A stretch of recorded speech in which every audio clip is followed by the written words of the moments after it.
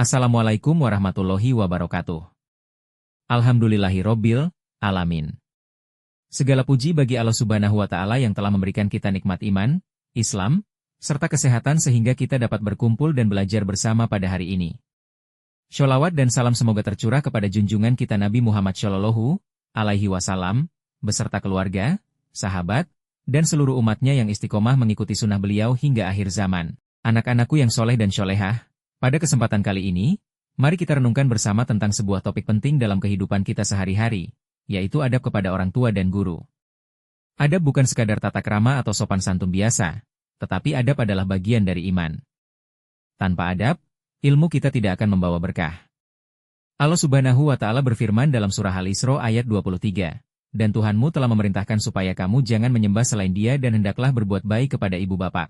Jika salah seorang di antara keduanya atau kedua-duanya sampai berumur lanjut dalam pemeliharaanmu, maka sekali-kali janganlah kamu mengatakan kepada keduanya perkataan, 'Ah,' dan janganlah kamu membentak mereka, dan ucapkanlah kepada mereka perkataan yang mulia." Ayat ini menunjukkan betapa tingginya kedudukan orang tua di sisi Allah. Bahkan, dalam banyak hadis disebutkan bahwa ridho Allah tergantung pada ridho orang tua, dan murka Allah tergantung pada murka orang tua. Anak-anak, mari kita renungkan. Sudahkah kita bersikap lembut kepada orang tua kita? Apakah kita masih sering membentak, membantah, atau tidak mendengarkan mereka saat berbicara? Jangan sampai ilmu yang kita pelajari tidak bermanfaat karena kurangnya adab kepada orang tua. Begitu pula dengan guru. Guru adalah orang tua kita di sekolah.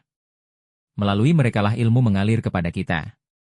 Maka wajib bagi kita untuk menghormati guru, mendengarkan saat mereka mengajar, dan tidak menyela pembicaraan mereka. Imam Malik, salah satu imam besar dalam Islam, pernah belajar kepada gurunya, Imam Nafi Az-Zuhri.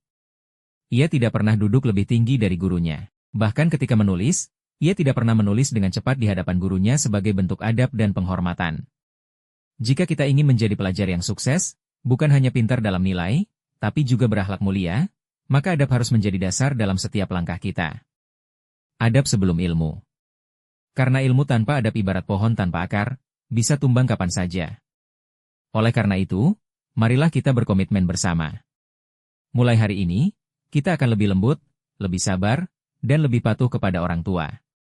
Kita akan lebih hormat, lebih sungguh-sungguh, dan lebih santun kepada guru-guru kita. Semoga dengan memperbaiki adab, Allah berkahi hidup dan ilmu kita. Amin ya Robbal Alamin. Wassalamualaikum warahmatullahi wabarakatuh.